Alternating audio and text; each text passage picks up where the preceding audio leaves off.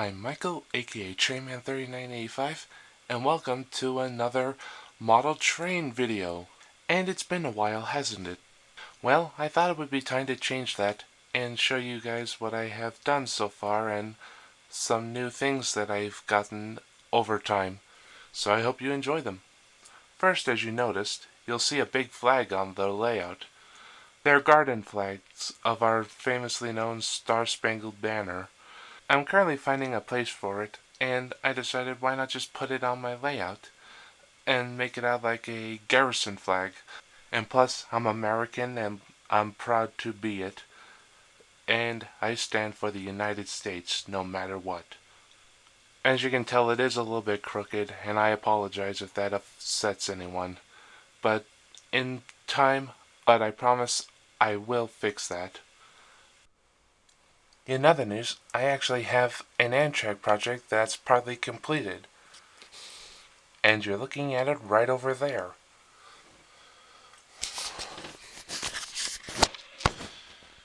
What you see here is a whole slew of Amtrak Phase 2 passenger cars. I got these at a model train show a while back, and I thought these would make a good Amtrak project, especially since I had one of the engines already repaired, and I got a secondary one, which I'll show in a minute.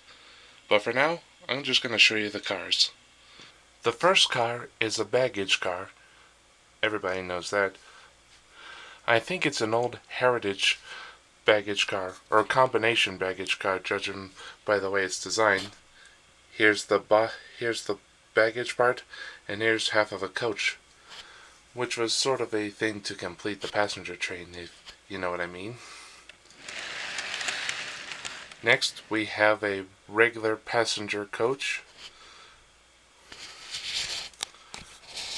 Right there you can see Superliner. Sorry for the blurriness. Next, we have the observation lounge car, which, as you can tell, has the stripe along there, then goes right up along with the paint scheme.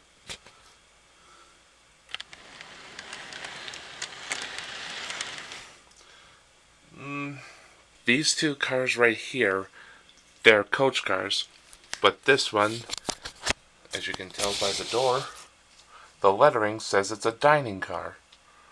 I do plan to purchase a few more, but they're a little bit on the pricey side, and that's gonna have to wait. And in case you're wondering, these cars were made by an old model railroad company called Concor. I don't know if they're still going on, or if they're a slow company, or they've become a subsidiary of Athearn or Bachmann, but for the time being, I think they are still going strong. Now, after seeing those, I think it's time to show the locomotives, both old and new, that I have. Let's snap on. Here we have a rather unique boxcar. It's labeled after Toys R Us. I got it at a train show, the same one that I went to a while back, and it happened 2 months ago again. The man who was in charge of the sale had this out, and I got it. As you all may know, Toys R Us sadly reached that point where they are going out of business and are sadly closing their doors. But I have heard, but I don't know if this is true or not, that they are being bought by another toy company that was much more successful, and heck, even online retailers like Amazon are calling in to help it survive. Now, I don't know if that's true or not, so don't take my word on that. I don't know. For the time being, I got this, 'cause I want this to be a good memory of my old childhood place that I used to visit and get such wonderful things as a child. I'm also thinking of turning it into a multi-hook car. On the other side of the boxcar, it's going to have a regular coupling like this, whereas the front one has a Katy or knuckle coupler, so that way I can multi-hook different brands to each other. The Amtrak F40PH number 292 in Phase 2 paint scheme. If you guys remember, in a previous video, this engine was not working, so I had to fix it, and well, I did. Well, sort of. What happened was that this part of the engine was missing, and I couldn't really find it, so I had to order a second one, and I tried working on that one, but it just wouldn't work. So I came up with a different solution. You know that BNSF GP40-2R that I got from a friend of mine, TomTom774? Well, basically what I did was I took the chassis of it, the part that worked, and just cut off the shell. And as you can tell by the glue and the gappage place, I cut a hole in the Amtrak F40PH's body, and I just stuck the engine, excuse me, and I just stuck the Amtrak body on the BNSF chassis, and so now it works like a charm. However, though, there is one problem. The back coupler broke off, and I'm currently in the middle of the process of trying to fix it. But once complete, it's going to go well with those Amtrak Phase 2 Superliner cars, if you know what I mean. So yeah, I did say in the other video that I will do a follow-up video after I get this engine working, and well, now it is running. So I hope you guys enjoy that. Now it's time for the next engine that I customized. And so what we have here is a Chattanooga Pacific. Well, how I created this engine, well, that's actually a bit of a long story. Back in maybe 2012 or 2024 or 2009, there was a model train show in Reno, Nevada, and I wanted to buy an engine, and the one that came across and caught my eye the most was this one. It was a Bachmann ready-to-run 462 Pacific type steam engine, lettered for the Seaboard Airline, and numbered 3713. I think that's the number of the Constitution that the Steamtown Nashville Historic Site in Scranton is fixing up and preparing to run again. Well, anyways, this engine initially looked like this, but what happened was I had this engine and the Chattanooga Choo-Choo, which is an 280 consolidation or an 080 tank engine, or an 080 engine. I don't quite remember. It was like that when I got it, and the engine and tender didn't work on the Chattanooga one, and I had both of these models on my table while I was cleaning out some trash, when all of a sudden my cat baby jumped on the layout and basically caused these locomotives to fall on my bed right here.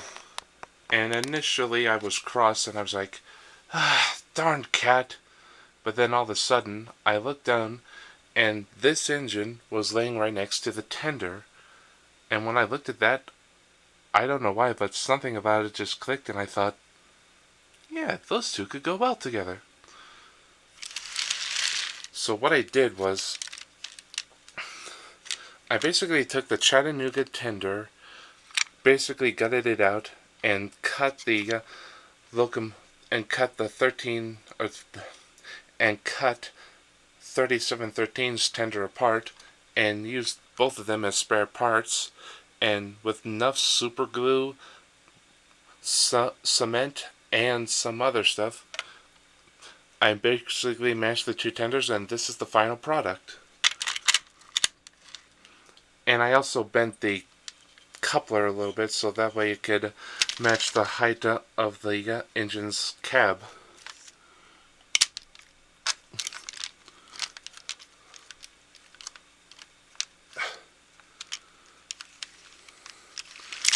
And so now 3713 has gone from a Seaboard airline to a Chattanooga choo-choo.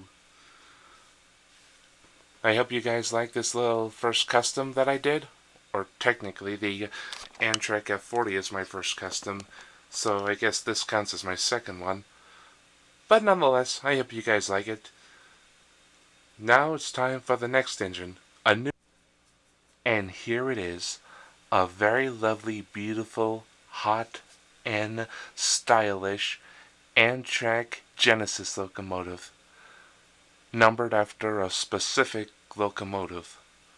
And this is also my first time trying to re-letter an engine. I'll explain that right now.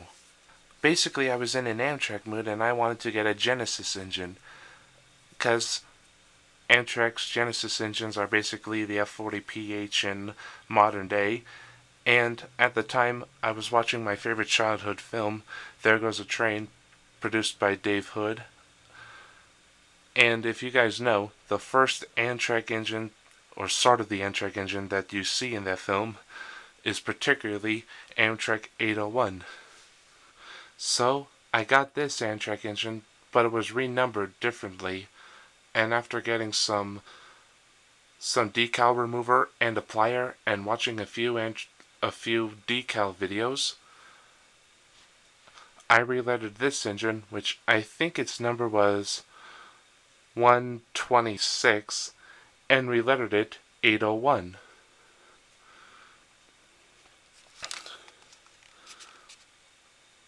Here's the front view of it, if it'll focus.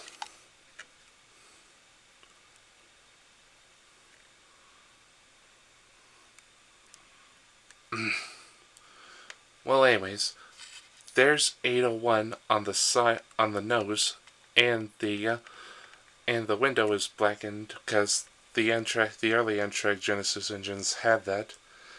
And there is 3. I don't know if these are classification lights or marker lights, but that's that right there. And there's 801. Please focus. Come on, focus.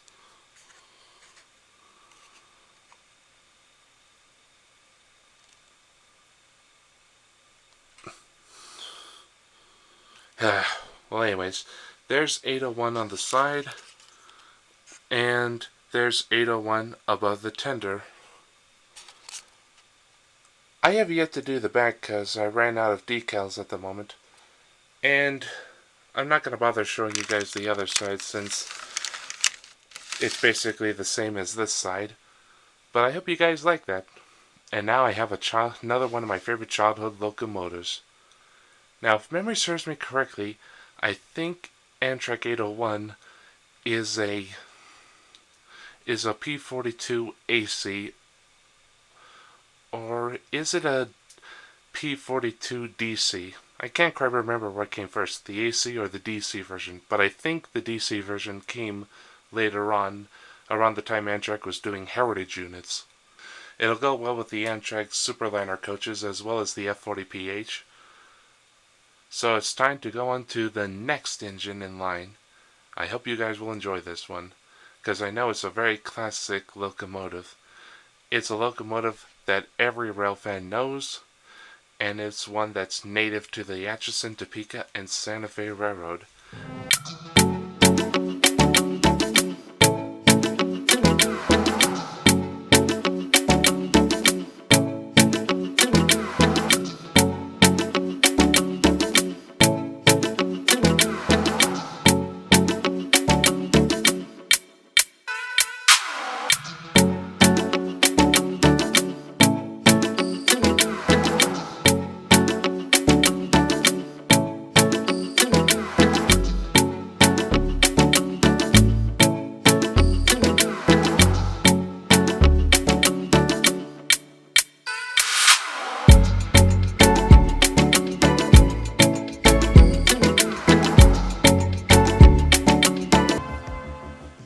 I bet all the Santa Fe foamers are gawking at this right now, and I can tell why. It's a very classic diesel locomotive, and one that also has a unique distinction, it being a full-width cowl body locomotive.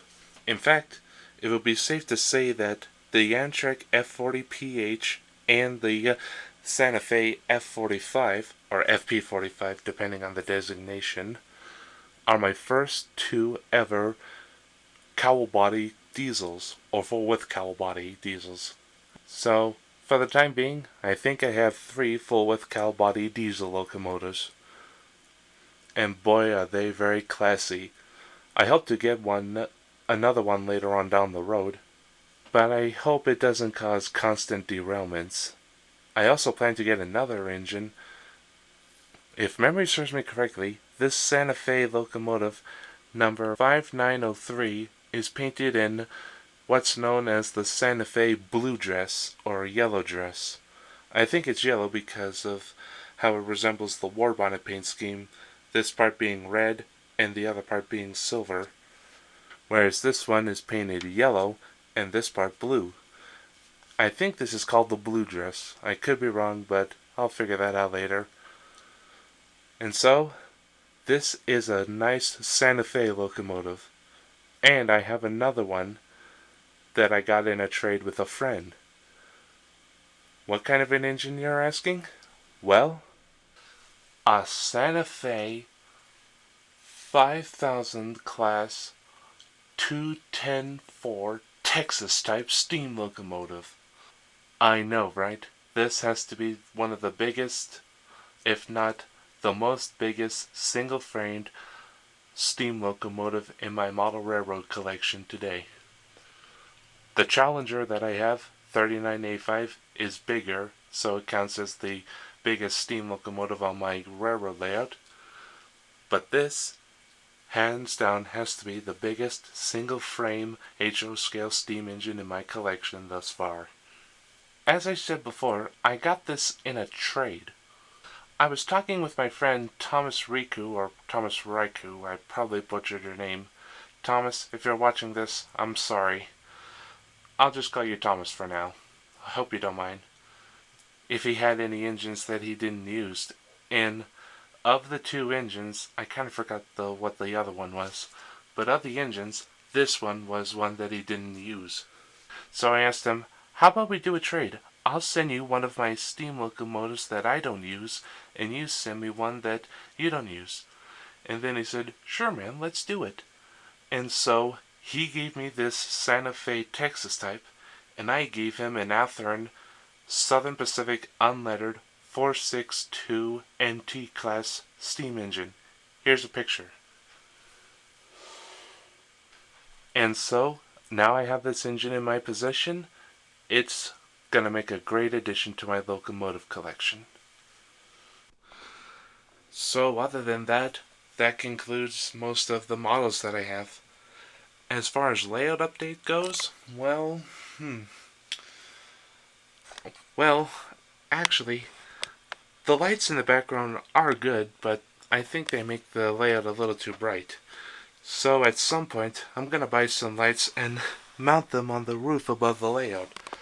Kind of make the lighting a little bit more neutral. And if you look right over there, you can see that's where I store some of my model stuff, but it's getting a little cramped. So what I'm thinking is, you see these shelves right here? The one with my wooden train that I built, Buzz Lightyear, Mater, and my My Little Pony Equestria Girl collection? I'm actually thinking of extending them and widening them, kind of like the top shelf. By that it can, so that way it can hold some locomotives and a few rolling stock. And I'm thinking of extending them from the door all the way to the first shelf of my closet. That way it'll make it easier to store engines and put them on display and work on a few more projects with locomotives, and it'll make it easier for when I purchase more locomotives later on down the road and rolling stock. So as I close out this video, I'm going to give a little hint of 2 engines that I want to get later on down the road, I'll give a hint to 1 locomotive of the 2 that I plan to get earlier. As you probably heard, yes, I want to get an END SDP40F. I'm thinking of going for the Athearn one, since they're the only ones who make SDP40Fs. I can't tell if I want to get it in Phase 2 or Phase 3 paint, but that'll have to come down later on down the road.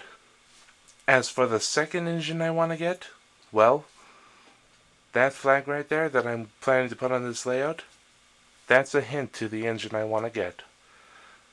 So, I'll leave that to you guys.